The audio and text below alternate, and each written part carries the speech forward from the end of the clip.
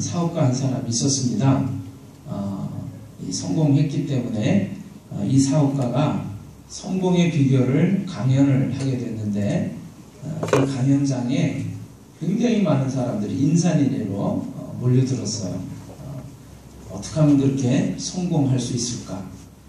또 유능한 그 방법은 무엇인가를 알려고 이 사업가의 강연을 듣기 위해서 많은 사람들이 몰려들었는데요. 이 사업가가 칠판에다가 이 1000억이라고 하는 숫자를 썼습니다.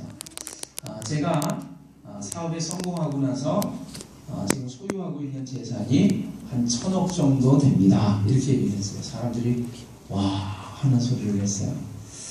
그러면서 이 1000억을 제가 현재 소유하고 있는데 이 1000억을 소유하기까지 성공해서 1000억을 소유하기까지 이 숫자에 담겨져 있는 여러 가지 의미들이 있습니다.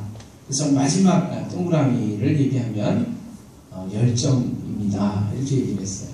제가 이 1000억을 소유하기까지 성공적으로 사업을 이렇게 유능하게 해서 성공하기까지 제일 마지막 영을 얘기한다면 열정이라고 얘기할 수 있습니다. 그 다음에 영은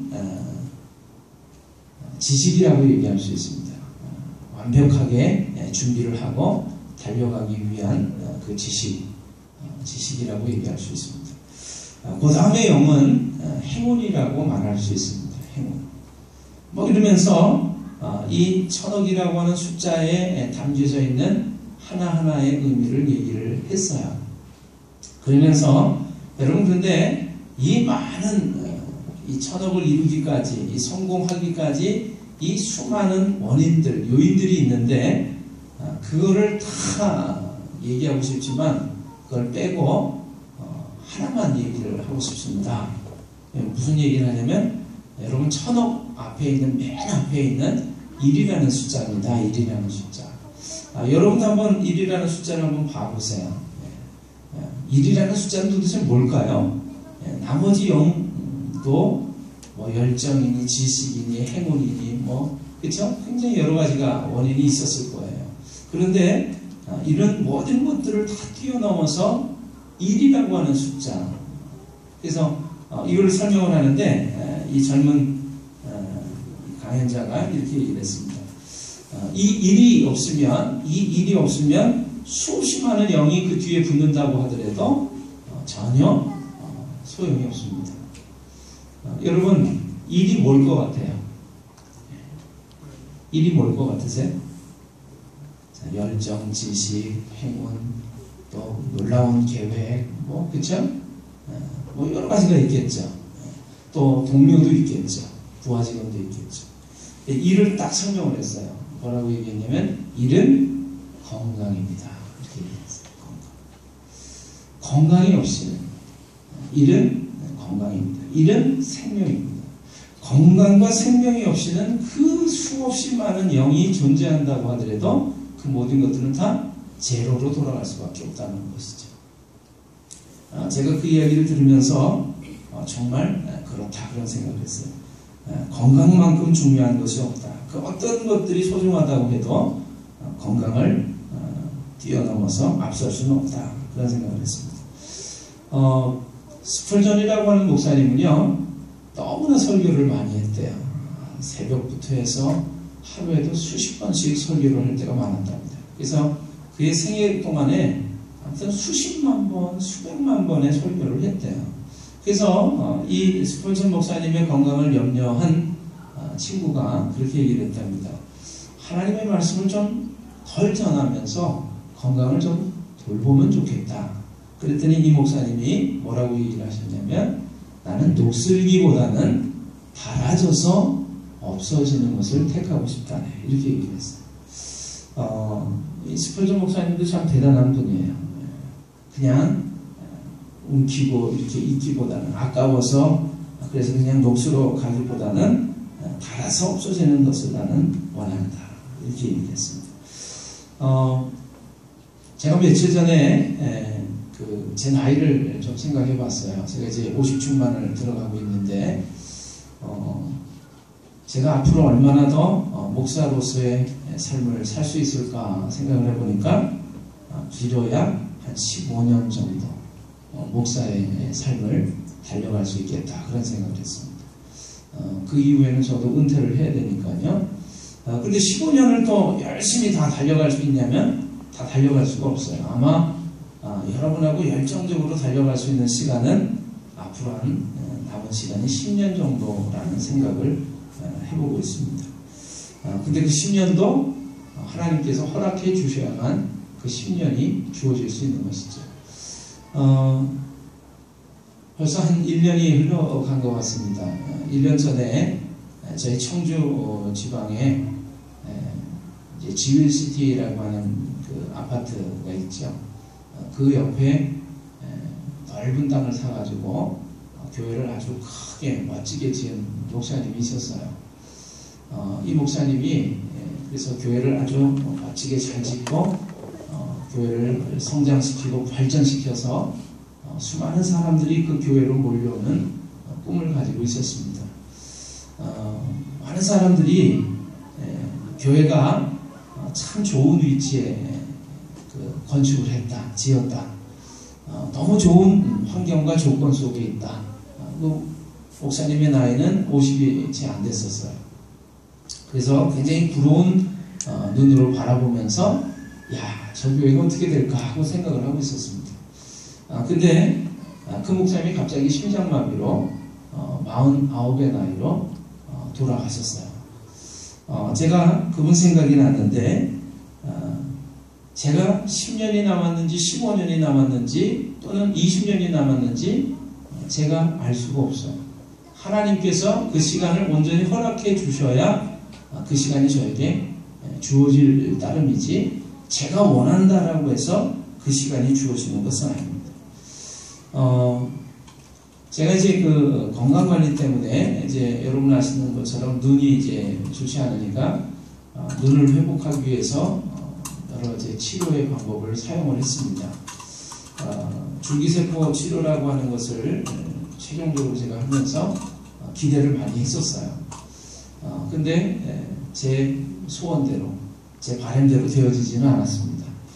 얼마 전에 제가 아는 어떤 분으로부터 이제 제가 당뇨도 좀 있는데 당뇨를 거의 치료할 수 있는 그런 약이 있다, 그런 얘기를 들었어요.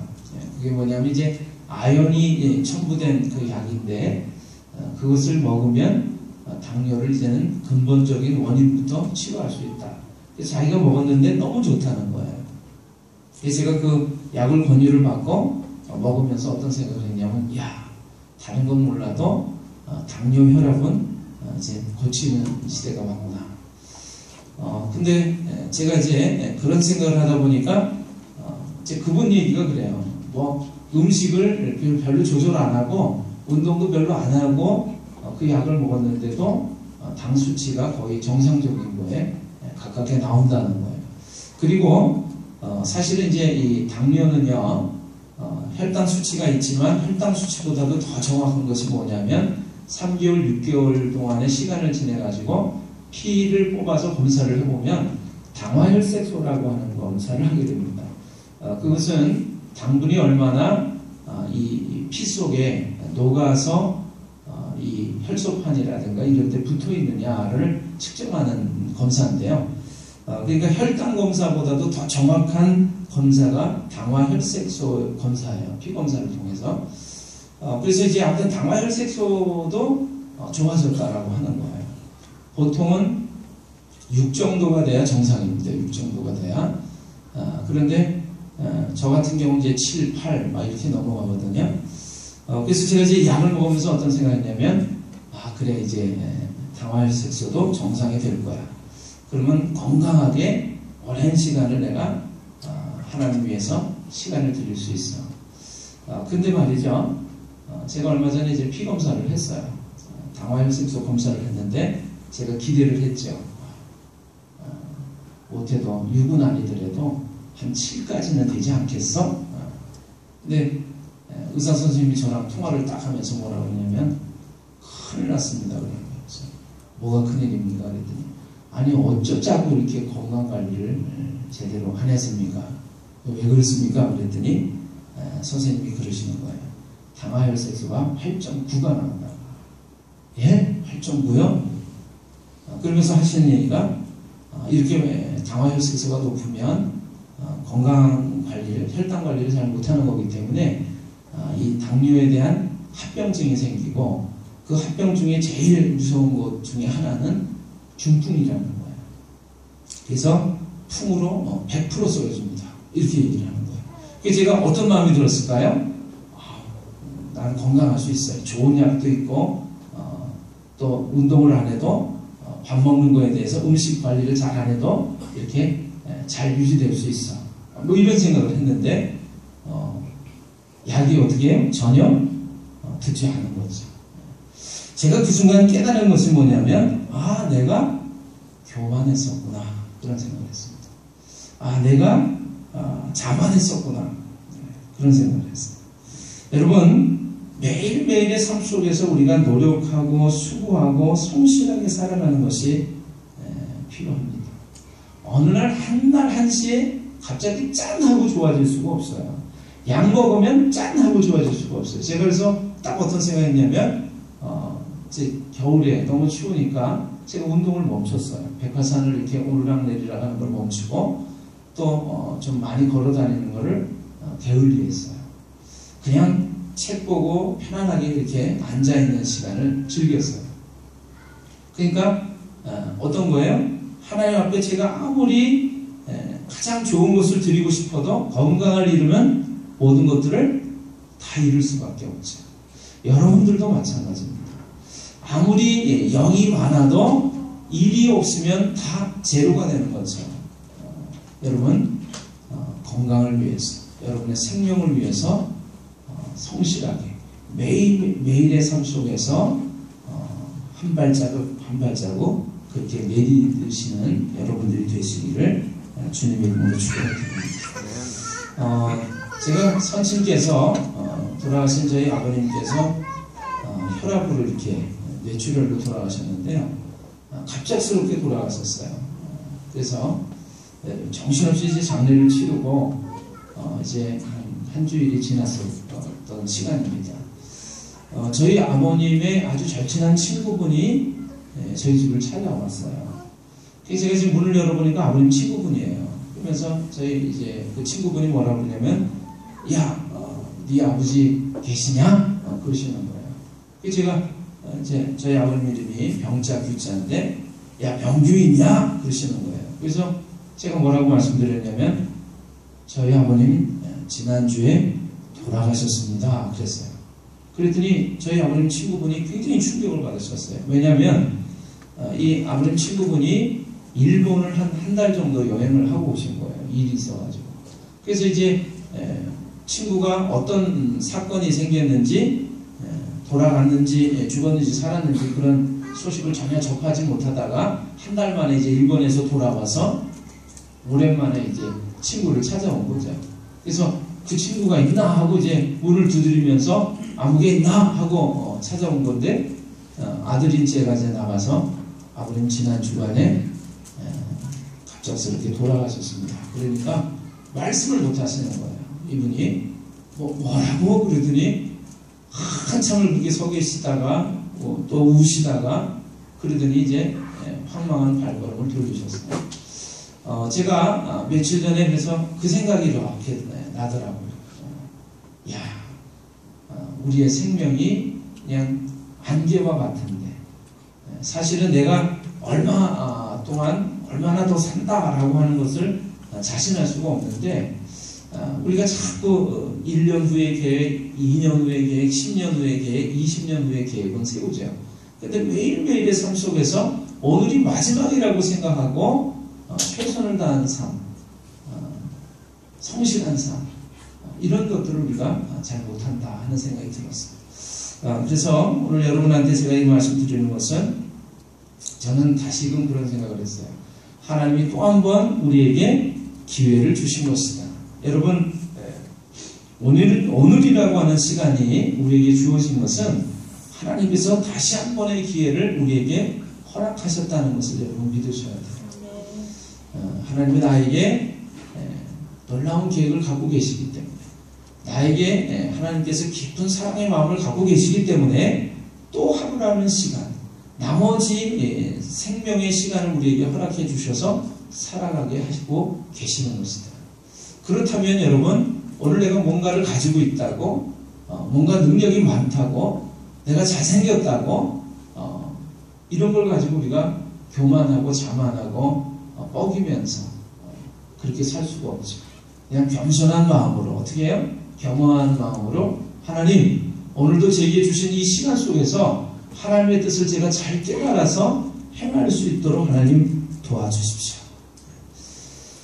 여러분들한테 이제 그 직분자 세미나를 하고 나서 제가 책을 과제로 드렸어요. 3가지 책을 드렸는데, 하나는 사랑, 이 세상에서 가장 위대한 것이라고 하는 책을 드렸고, 2번째가 이제 반드시 이루리라, 그런 김남국 목사님의 책이에요. 근데 그 책을 제가 읽다 보니까 그런 내용이 나왔어요. 이 김남국 목사님도 아마 이렇게 성도들하고 보내는 시간이 좀 많은 것 같아요. 설교하고 사역하는 시간이 굉장히 많은 것 같습니다. 그러니까 이 목사님이 조금 꾀가나신 거예요. 너무나 많은 시간을 이렇게 지인을 빼면서 말씀을 전하고 가르치고 함께 해야 되니까, 말씀을 잘 전하시는 또 다른 목사님에게 우리 성도들의 교육을 좀 부탁해야 되겠다 하고 생각을 하신 거예요. 그래서 남포교회 박영선 목사님이라고 하는 분이 계시는데, 목사님이 우리 교회 성도들 교육 좀 시켜주세요, 그런 거죠. 그래서 이제 이 김남국 목사님은 이제 맡겼으니까 어떻게 해요? 나는 이제 좀 쉴 수 있겠구나 하고 생각을 한 거예요. 그런데 그 박영선 목사님 뭐라고 하셨냐면, 성도들이 교육을 받으려면 어떻게 해요? 담임 목사인 자네가 있어야지, 이렇게 얘기를 한 거예요. 그래서 사실은 엄청나게 바쁘고 그런 시간이 없는 중에 오히려 그 성도들하고 교육받는 그 시간에 함께 참석을 해서 또 이렇게 시간을 드려야 되는 그런 것들을 경험하게 되는 것입니다. 책에서 목사님이 이렇게 얘기를 해요. 도망가려고 했더니 더 큰 집을 지게 됐다. 근데 그 목사님이 무슨 얘기를 하시냐면, 그 교육을 부탁을 드렸던 박영선 목사님이, 성도들은 담임 목사인 자네를 보고 따라오는 것이기 때문에 내가 아무리 가르친다고 하더라도 자네가 이 자리에 함께하지 않으면 안 된다네, 이런 얘기를 했어요. 제가 이 말씀을 드리는 것은 저도 좀 여러분들에게 좋은 책을 이렇게 권해서 그 책을 읽고 도전받기를 원하고 깨닫기를 원하고 여러분 삶 속에 변화가 있기를 원했기 때문에 제가 여러분에게 책을 권해드렸던 것이었습니다. 저는 좀 그래서 마음을 좀 내려놓을 수 있겠구나 하고 생각을 했어요. 근데 제가 그 책을 읽으면서 내가 잘못했구나. 여러분에게 그 도전의 기회를 주는 것은 좋지만 저도 여러분하고 똑같이 그 도전의 시간 속에서 치열하게 달려가면서 그 속에 있는 것들을 함께 나누고 함께 해야 되겠구나 하는 생각을 하게 된 것입니다. 여러분, 그래서 사실 오늘 지금 서두가 좀 길었습니다만 오늘 그중에 죄인은 사랑이라고 하는 제목으로 여러분이 받았던 사랑, 세상에서 가장 위대한 것이라는 책의 내용을 다시 한번 여러분에게 말씀을 드리려고 해요. 여러분 개인에게 그 책을 읽으세요. 그리고 많은 것들을 깨닫고 느끼세요, 이랬더니 많은 것들을 깨닫기는 하신 것 같아요. 그런데 바쁜 시간 속에서 그냥 읽으시느라고 정말 중요한 내용들을 이렇게 제대로 본 것 같지가 않아요. 제가 보니까, 숙제를 보니까. 그리고 숙제를 안 낸 분들도 아직 많은 걸 볼 때 결국에 뭐예요? 책을 아직도 안 읽은 거죠. 그러니까 저는 좋은 영양가 있는 게 있어가지고 막 주고 싶은데 여러분은 어떻게 하고 있다? 안 받아 먹고 있고 또 먹어도 알맹이는 뱉어내고 껍질만 먹고 있다. 그런 생각을 했습니다. 오늘 하나님께서 우리에게 정말 놀라운 시간으로 함께 주시기를 바라면서 저는 부족한 저를 통해서 주님께서 말씀해 주시기를, 여러분에게 말씀해 주시기를 바랍니다. 신앙의 사람들인 우리는요, 믿음을 가져야 한다라고 하는 데 대해서 별다른 이의가 없어요. 우리 믿음 가져야 되죠. 믿음 지니고 살아야 합니다. 그것은 뭐 잔소리예요. 믿음을 가져야 합니다 이렇게 얘기하면 여러분들 속에서 뭐라는 지당한 이야기를 또 하고 있구나, 이렇게, 그러니까 잔소리로 들리죠. 그것은 미리 말씀드린 것처럼 주지의 사실입니다. 그러나 지난주에도 제가 말씀드렸지만 믿음의 사람들이라고 해서 믿음만 가지고는 살아갈 수가 없어요. 믿음만으로는 부족하다라고 하는 것이 하나님의 말씀입니다. 그래서 믿음에다가 뭐를 더하라고요? 덕을 더해라, 이렇게 말씀하고 있어요. 베드로서의 말씀에 믿음의 덕을 더해라. 믿음을 갖고 있는데 그 믿음을 가지고 있는 아름다운 품성을 지니지 못했다라고 하면은 문제가 되는 거죠. 그래서 하나님께서는 우리에게 믿음을 가지되 그 믿음에다가 덕을 더해라 라고 말씀을 하고 계십니다. 그러면 덕을 가지면 또 충분하냐? 아니에요. 하나님은 또 뭐라고 그러시냐면 덕만 가진 것으로는 부족해요. 뭔가 어떻게 살아야 하는지에 대한 올바른 기준점을 또 가져야 되기 때문에 덕에다가 지식을 더해라, 이렇게 말씀하세요. 그럼 우리가 지식을 또 가져야 됩니다. 무식하다는 얘기를 들으면 안 되죠. 저 사람은 믿음은 있는 것 같은데 너무 무식해. 무식하게 믿어.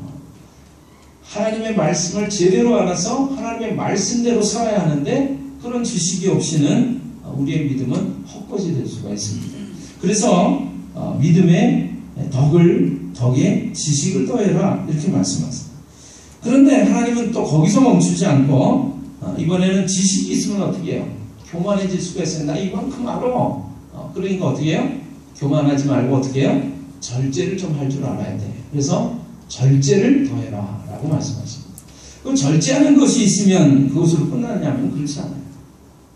절제에다가 경건한 모습이 있어야 됩니다. 거룩한 모습이 있어야 된다.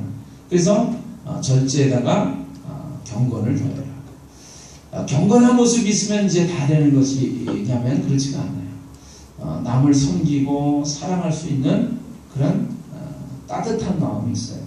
그래서 하나님께서는 형제 우애를 더해라, 이렇게 말씀하십니다. 형제 우애만 그러면 더하면 다 끝나느냐? 아니죠.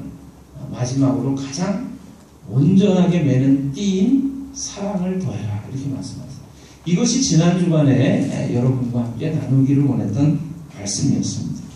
여러분, 근데 오늘 말씀도 지난 주간의 말씀과 사실은 동일해요.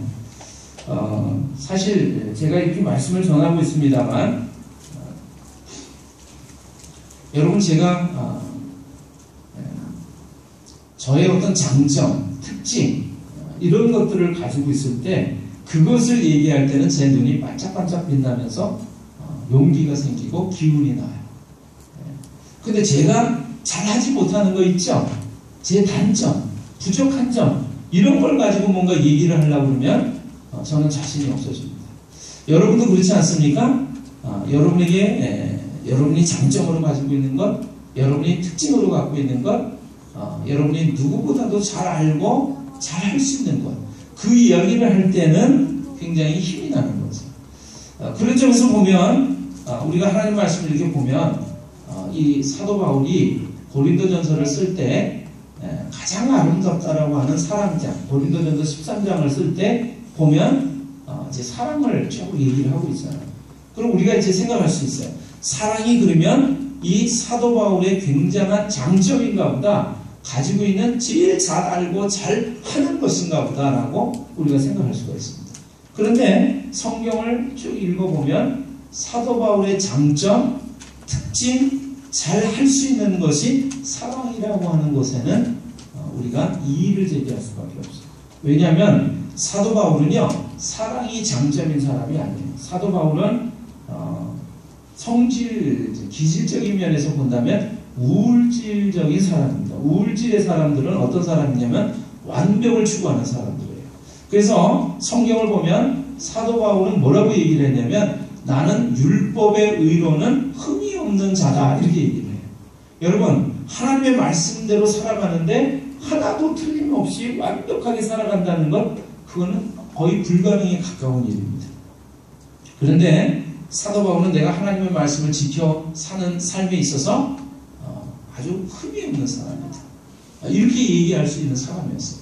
얼마나 열정적이고 얼마나 간절했냐면 하나님의 말씀을 지키고 살아가는 데 있어서는 방해가 되는 어떠한 것도 용납하지 못했어요. 그래서 스데반 집사를 때려 죽이는 일에 앞장을 섰고요. 그리고 그 스데반 집사를 때려 죽이는 사람들 옆에서 옷을 지키고 있을 정도로 하나님께 대한 열심이 있었던 사람이에요. 그러니까 사도 바울의 장점을 얘기하면 열정이라든가 또는 간절함이라든가 투철함이라든가 뭐 이런 걸 우리가 생각할 수 있는데 사도 바울은 그러한 자기의 장점이면서 잘 할 수 있고 잘 아는 것을 가지고 얘기를 하고 있지 않고 고린도전서 13장을 보면 전혀 다른 의외의 단어를 가지고 하나님의 말씀을 전하고 있다. 그게 뭐냐면 사랑이라고 하는 것입니다. 사랑. 그래서 여러분이 이 고린도전서 13장은 잘 알기 때문에 제가 말씀을 지금 먼저 안 읽었어요. 사실은 읽어봐야 되는데 여러분 1절에 뭐라고 되어 있냐면 내가 사람의 마음과 천사의 말을 한다 할지라도 사랑이 없으면 소리나는 구리와 울리는 꽹과리가 된다. 이렇게 얘기합니다. 사도 바울은요 그 당시에 사람들이 생각하고 있었던 가장 위대한 것, 소중한 것 그리고 정말 이거보다 더 귀한 것이라고 하는 것은 없어라고 얘기했던 그러한 몇 가지들을 가지고 사랑하고 비교를 하고 있어요. 그것이 처음에 뭐냐면 바로 사람의 방언과 천사의 말입니다. 사람의 방언이라고 얘기하면 우리는 그런 생각할 수 있죠. 그것이 그렇게 대단한 건가? 여러분 지금 우리 과학의 근간을 이룰 수 있었던 것이 뭐냐면 철학 사상입니다. 이 철학 사상이 이 사도 바울이 살던 시대부터 굉장히 발전한 나라가 그리스 로마라고 하는 나라예요.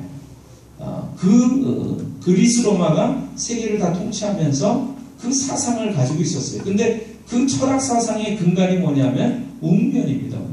말을 얼마나 아름답게 하느냐, 조리 있게 하느냐, 합리적으로 생각하느냐, 그거를 강조했던 것이 바로 그 당시 웅변이에요.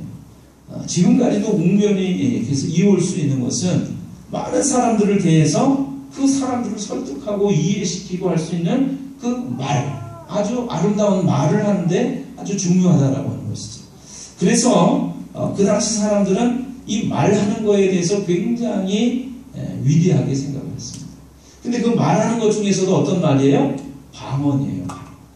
이거는요 너무나 신비롭고 너무나 놀라운 거예요. 하늘에 속한 지혜, 하늘에 속한 말이에요. 천사의 말도 그래요. 천사의 말이 얼마나 아름다울까요? 그죠? 우리가 안 들어봤지만 얼마나 아름답겠어요. 천사가 전하는 그 말은 얼마나 깊이가 있겠어요. 그런데 사도 바울은 내가 사람의 방언과 천사의 말을 한다 할지라도 사랑이 없으면 어떻다고요? 소리나는 구리와 울리는 꽹과리가 된다.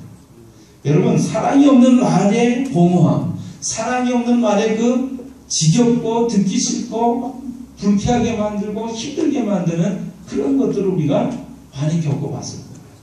사랑이 없으면 아무리 아름다운 말로 우리에게 들려준다고 해도 우리는 별로 관심이 없게 돼요. 사도 바울은 그래서 가장 중요하고 위대하다라고 꼽았던 이 웅변에 대해서 사람의 방언과 천사의 말을 사랑과 대조하면서 이것이 아무리 가지고 있다고 해도 사랑이 없다면 어떻다고요? 아무것도 아닌 것이 되고 만다. 이렇게 얘기합니다. 그래서 여러분이 아는 것처럼 사도 바울은 그 당시에 사람들이 생각했던 또 지금 우리 시대에도 생각하고 있는 수없이 많은 소중한 것들, 귀중한 것들을 가지고 사랑하고 비교를 하고 대조를 하면서 말씀을 전하고 있어요. 두 번째 보시면 내가 예언하는 능이 있어 모든 비밀과 지식을 알고 또 산을 옮길 만한 모든 믿음이 있을지라도 사랑이 없으면 내가 아무것도 아니요. 이렇게 얘기해요. 여러분, 예언이라고 하는 것은 앞으로 되어질 일들을 미리 얘기하는 거예요. 그건 얼마나 놀라운 일이겠습니까? 지금 우리가 21세기를 살아가는데 이 굉장히 과학 문명이 발달된 지금 시대를 살아가는데, 얼마 전에 미국에서 왔던 홍해선이라고 하는 전도사가 12월 며칠 날 대한민국에 전쟁이 일어난다, 땅굴이 있다, 막 이런 얘기하니까 많은 사람들이 다 거기에 그냥 빠져가지고 정신을 못 차렸어요. 이게 바로 예언의 놀라운 힘이죠. 앞으로 내가 하루 후에, 이틀 후에, 또 1년 후에, 10년 후에 어떤 사건이 있게 될 것이고 어떤 일들을 겪게 될 것이고 이런 얘기를 들을 때 사람의 마음이 거기에 움팍 빠지지 않을 수가 없는 거죠. 그런데 이 예언하는 능력이 있다 할지라도, 그래서 모든 비밀과 모든 지식을 안다 할지라도 거기다가 또 이렇게 돼 있어요. 또 모든 비밀과 지식을 아는데 그거 말고도 또 산을 옮길 만한 믿음이 있을지라도. 여러분, 우리 믿음이 이 믿음이 있는 걸까요? 산을 향해서 우리가 옮겨라 그러면 산이 옮겨질까요? 박성기 집사님 해보셨습니까? 네, 안 해봤는데 안 되죠? 네. 근데 예수님이 뭐라고 하셨냐면, 너희에게 겨자씨 만한 믿음이 있을지라도 산을 향하여 옮기우라 하면 옮겨집니다. 겨자씨 만한 믿음이 있어도 산을 옮길 만한 믿음이 되는 거예요. 근데 우리는 산도 옮기지 못하는 거 보니까 겨자씨 만한 믿음도 없어. 사도 바울은 무슨 얘기하냐면, 자, 모든 비밀과 모든 지식을 알고 또 산을, 거기에다가 더해서 산을 옮길 만한 믿음이 있을지라도. 얼마나 위대합니까? 얼마나 놀랍습니까? 그런데 거기에다가 뭐라고 말씀하고 있냐면, 사랑이 없다면 내가 아무것도 아니다, 이렇게 얘기하고 있어요. 여러분, 그래서 사도 바울은 그 당시에 가장 소중하고 가장 위대하다고 여겼던 그런 여러 가지 것들과 사랑을 비교하면서 얘기를 합니다. 근데 그런 것들을 다 소유하고 있어도 사랑이 없다면 어떻다고요? 아무것도 아니고 소리나는 구리와 울리는 꽹과리가 되고, 이렇게 얘기를 하고 있어요. 그러니까 사랑이 얼마나 중요한가, 소중한가를 우리에게 가르쳐주고 있는 것이죠. 자, 시간이 없기 때문에 이제 마지막 정리를 좀 해야 될 것 같습니다. 그렇게 비교를 한 다음에 사도 바울은 이번에는 사랑의 속성에 대해서 설명을 합니다. 사랑은 오래 참고, 사랑은 온유하며 투기하는 자가 되지 아니하며, 사랑은 자랑하지 아니하며 교만하지 아니하며 무례하지 아니하며 자기의 이익을 구하지 아니하며 속내지 아니하며 악한 것을 생각지 아니하며 불의를 기뻐하지 아니하며 진리와 함께 기뻐하고. 여러분, 햇빛을 프리즘이라고 하는 그런 유리막대에다가 통과를 시키면 7가지 무지개 색깔로 나누어지는 것을 우리가 볼 수가 있어요. 자, 우리가 보는 찬란한 햇빛이 프리즘을 통과하면 7가지의 색으로 나눠집니다. 사랑을 분석하고 보면 거기에는 오래 참음이 있어요. 인내가 있어요. 온유함이 있어요. 그리고 여러 가지 지금 우리들이 읽은 자기의 유익을 구치 않는다든가 무례히 행치 않는다든가 교만하지 않는다든가 하는 것들이 있습니다.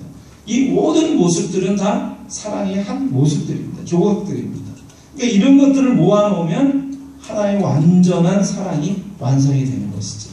우리들이 평소에 이건 너무나 좋아, 소중한 거야, 귀한 거야 라고 말하면서 행했던 것, 말했던 것들이 다 뭐에 들어간다고요? 사랑에 다 들어간다고. 그래서 여러분, 사랑은 율법의 완성이라고 하나님 말씀 우리에게 가르쳐주고 있습니다. 무례히 행하지 마, 욕심 부리지 마, 싸우지 마, 나쁜 행동하지 마, 나쁜 생각하지 마, 이런 얘기 할 필요 없어요. 한마디만 하면 돼요. 뭐라고요? 사랑해, 이러면 돼요. 사랑만 하면 그 모든 것들을 다 완전하게 이룰 수 있다라고 하는 것이죠. 그래서 사도 바울은 이런 얘기를 하면서 이 세상에 가장 위대하고 소중한 것 세 가지가 있다. 영원한 것 세 가지가 있다. 뭐예요? 믿음, 소망, 사랑. 이 세 가지는 항상 있을 것인데 그 중에 제일은 뭐라고요? 사랑이다. 왜 그 중에 제일이 사랑일까요? 여러분, 믿음이라고 하는 것은 사랑이신 하나님께 우리를 이끄는 역할을 하는 것이죠.